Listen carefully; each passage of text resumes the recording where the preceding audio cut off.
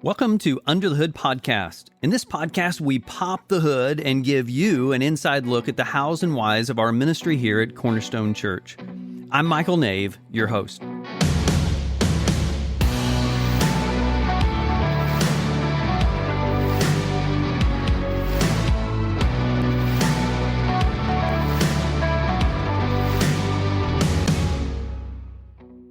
Well, today we're going to discuss arguably like the most important cornerstone conviction, which is Jesus is the hero, period. And I am joined by Andrew Pearson. Andrew, it is great to have you for this episode of Under the Hood. Thanks for being here. Thank you. I was mortified to be asked, but I'm glad I'm here now. So Andrew, you have played a really special role in my life regarding this conviction, and you have played a special role in making sure Cornerstone sticks to this conviction. But before we go there, before we jump in, give us an introduction. Like, what do we need to know about you as we start this conversation? Okay. As you know, my name is Andrew Pearson, and it's funny, Michael and I and the rest of the elders have been going back and forth talking about what my role is, because I was an elder for 7 years. That's awesome. I would consider myself an informal elder. Ooh, I like that. Which means I'm still shepherding. I'm still seeing situations where an elder would step in. Right. I'm not calling another elder. I'm dealing with it. Yeah. I'm not in the meetings, so I would be informal. I don't know all the background ideas that are happening. I'm not in those meetings. I'm not, doing this formally, but I still see that as a role. Like, I still want to be above reproach. It's not like once I stop being an elder, I'm like, how do I figure out what reproach is and stay there? I still want to be above it. So good. So 7 years as an elder. How long have you guys been hanging around Cornerstone? We have been here since 2011, I think. All right. So like 12 years. And who's we? That is me, my wife, Ronnie, and our 3 kids, Liam, Lincoln, and Audrey. So Liam was about 6-8 months when we first started. So he is our cornerstone. So like when we want to figure out how long we've been here, we just like figure out, okay, Liam's this age, so we got to be here. We're a Liam's long length of us being here. What a fun way to date this season. How long you've been at Cornerstone. Okay. So frame up the conversation for us. The conviction we're talking about this time is that Jesus is the hero, period. If you were just kind of give an establishing shot of that, of like, how would you summarize, or how would you even start the conversation in answering this question? Why is keeping Jesus first and foremost so important to you? Well, if you look at it in a sense of like, what if Jesus wasn't the hero? What does that look like? And just even on my way here this morning, I was trying to figure out what's something I can say to be funny? What's something I can say that will make people go, wow, Andrew knows what he's talking about. Like I'm already just trying to make myself the hero. Like in talking about making Jesus the hero, the irony of that is insane, but we do it all the time. We're always trying to make ourselves the hero. And in church, in our church, like it's a lot more subtle. We don't notice it as much, but there's so many times where in churches, we don't make Jesus the hero, but we make something else the hero. And so when Jesus isn't tethered to the message, when Jesus isn't tethered to the ministry, then we get off track. It's so easy to get off track. And just think of like any gospel that it's got an adjective is off track. Prosperity gospel, right? Poverty gospel, right. Morality gospel, word of faith gospel, just any gospel where we make something else the idea of what we want most out of our faith. Like that is an issue. And so we should always be looking like, where is Jesus not the hero? Because it will take us down a rabbit hole that we don't want to go. And so we should always be looking at that, always going like not just the pastors, the informal elders, the formal elders, but anybody listening to this podcast, just listen in. Like, where's Jesus in this? Where's Jesus in the message? I'm sending like 1,500 people after you, Michael. You know what? That is so good. I love that you called out how subtle it can be at church. Well, of course, Jesus is the hero of the story. Like, we are a church of Jesus Christ, and that's what we do here. And yet, how subtly we can be thinking, how can I be funny? How can I make, it's like, whoa, yeah. I'm making myself the hero of the story. And with it being so subtle in the church, it's easy for Christians to miss that they have stopped making Jesus the hero. So, Andrew, I want to publicly say thank you for your role in helping me catch that in myself. Thank you for being that broken record Jesus on repeat that for a season, I'll be honest, was a little frustrating to me. It's like, come on, Andrew, give me a break. What's going on? But we can never get past the gospel. And it really took your obstinance for me to hear that. And as I reflect back, here's what happened to me. I was a guy who was raised in church. Yeah. The week after I was born, I was there. Right. And as I look back, I realized that I've also been always the practical guy. Like, okay, so what does that mean? What do I need to do in response to the gospel?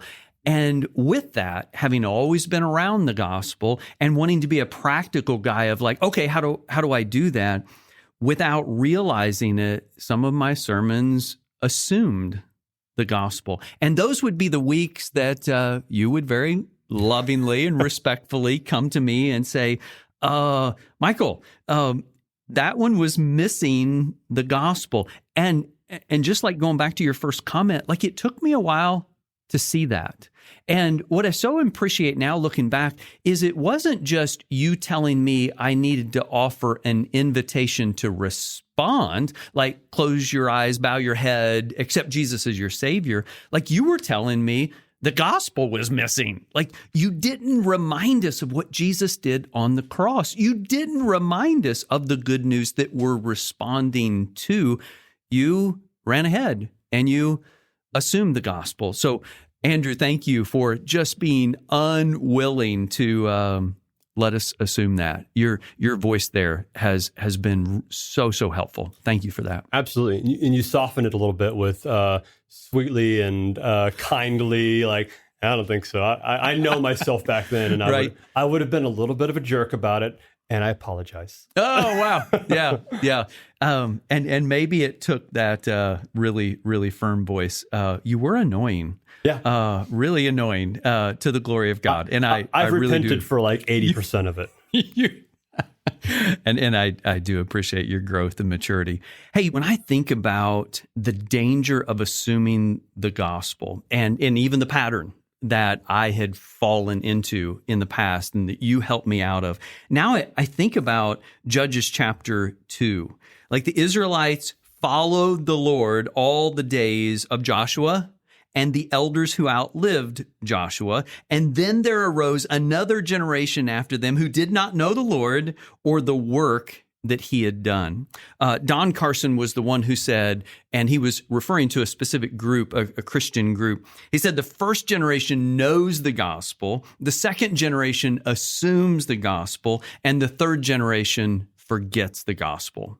And so when I think about that, assume it, and then completely forget it. It's like, wow, we're only one step away from setting up that next generation to totally abandon the gospel. And when you look at the book of Judges, everyone did what was right in their own eyes. Yeah. And what happened? The first generation knew it, like Joshua and the elders. And then the second generation assumed it. Like somehow they didn't put the focus on what God had done. They were assuming the gospel and put the focus on what they did as good people. And then by that third generation, poof, like they completely abandoned the gospel. How important it is to stay focused on what God has done. How important is it to keep the focus on the cross? And that was one of those things that you said that phrase, stare at the gospel. And I thought, Andrew, would you quit saying that? There's more to it than just look at it. And yet you were challenging me to make sure that we keep our eyes focused on what Christ has done. I've also heard that the fourth generation, after forgetting the gospel, denies the gospel, which Ooh. makes so much sense if you look at our world right now, especially in America, where, I mean, it seems like our culture is vehemently opposed to it. I mean, for so long, there was a respect for it. And now it's gone to a place where, like, we don't even have the moral high ground anymore. Like, we are looked at as the pariahs of our culture, which is insane that we've gotten to that place so quickly. Yeah, man, what an encouragement for us to keep our focus there. And when we're talking about the practicals of make sure that it is always rooted in what Christ has done. Yes, we're responding, but we're responding to the gift of Jesus Christ, and making sure that we keep it pinned right there. Yeah. Hey, you and I were having a texting conversation, and you noted that in the church, there's been almost an obsession with spiritual gifts to the exclusion of fruit of the Spirit. What was it that you were saying there? Well, there's been a lot of, I think since the internet's come, there has been this massive shift to celebrity pastors and celebrity churches. And I think that so much celebrity is, I mean, we weren't meant to have this much fame. And it's caused a lot of issues for a lot of these people that have just so much talent, and that is being used for preaching, for teaching, for worship, for all these different ways that God's gifted them. And we're seeing a lot of fallen pastors now, like 2000 to 2012 or something like that. There's just this massive shift towards celebrity pastors. Yeah. And they have fans. Like, who knew that pastors would have fans? And like, and I'm guilty of it. Like, I had my, I had my guys, like, like that. They could do no wrong. Mm-hmm. But then, like, it got to their head to where, we're seeing just one after another, after another, after another fall. And then something happens right after that, where a term that is kind of new to me, called deconstructionism. A lot of deconstruction happens when their heroes all of a sudden start to fall. And like, for instance, Ravi Zacharias. Like, I mean, people loved Ravi. And then after he passed, there was some stuff that came out about his life that was just like, are you serious? Like, this guy did what? Yeah. And what I keep hearing is, how could such a gifted man go and do something like this? And a friend of mine asked me that, and I said, it's not you'll recognize them by their gifts. We're never supposed to recognize Christians by their gifts of the Spirit. It's we'll recognize them by their fruit. And we've gotten it turned around. Like, the idea of looking at somebody by their gifts was never meant to be. It was always by their fruit: love, joy, peace, patience, kindness, goodness, faithfulness, gentleness, self-control. That is how we recognize Christians, is by their fruit. Yes. Not their gifts. Man, that is a real challenge, because boy, those gifts can be impressive. Some of the teaching gifts absolutely. of now fallen leaders are so impressive. I'll read articles and say, that guy can put that teaching together in 90 minutes.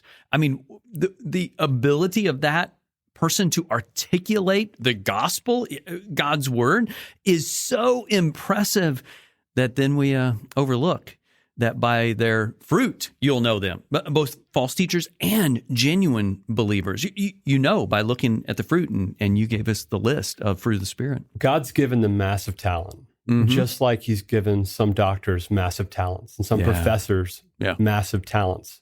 But that does not mean that they have a holiness that, like, can be untouched. Like, Satan is working on them just like he's working on you and me.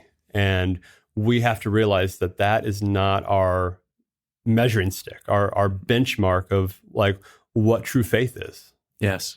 Yes. Well, as I think about our church staying focused and ensuring that Jesus is the hero of the story, there are some really beautiful ways that that comes out.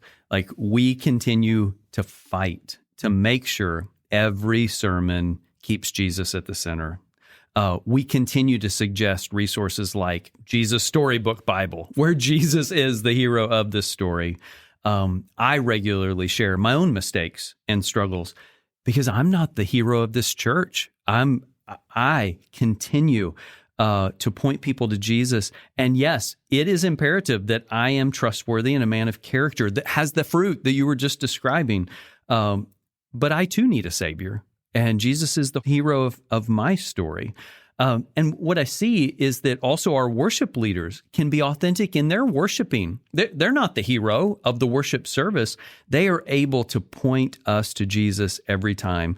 And then when we as Christians are offended, we're able to go to each other and have those difficult conversations rather than feeling like, oh, if I admit I did wrong, then I'm somehow disqualified. No, we are qualified because of what Christ has done. And recently, I saw a pastor just this past week, and he commented on how genuinely Dustin is leading our worship services. And I thought, that's exactly right, because that comes off. You can sense it when Dustin is released from thinking he has to be the hero of the story. Like when Jesus is really the hero of our worship service, our worship leaders can celebrate that and not be trying to make themselves more than we are. And I'm reminded of a story when Sarah Rawls first came on staff, and she stepped into one of our sermon planning discussions. And after it was over, she said to her brother Nathan, she's like, Nathan, do you always talk to Michael like that? Like, and she's like, really? And what had happened was he offered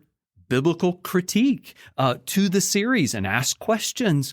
And what he told Sarah was, Michael wants our real feedback, not just flattery. Like, we want to get this right. We want to represent Jesus well.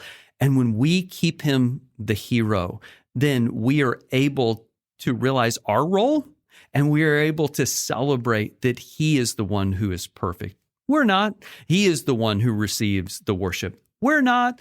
And that puts us in a really beautiful position to be the church he wants us to be.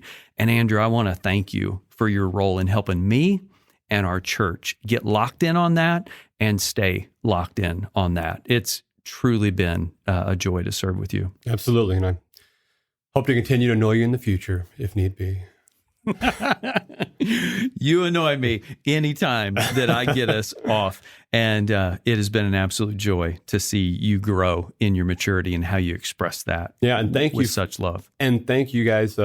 Being part of the eldership for 7 years, I've seen the background of what's going on behind the scenes, and the amount of ego is so low compared to what you would expect from a church this size. And that is such a it's such a feeling of like, I can breathe. Mm-hmm. I can breathe easy knowing that ego is not a huge thing from here, because I think a lot of people have a bad idea of what happens sometimes with a big church like this, and it's not that. It really is a place of humility and love for each other that I didn't expect. So you guys are doing a great job, and I recognize the pastors by their fruit, and that is comforting. Yes, it is. Andrew, thanks for being here today. Sure. Thank you for being part of making this conviction a really lived out conviction that it is. Thank you.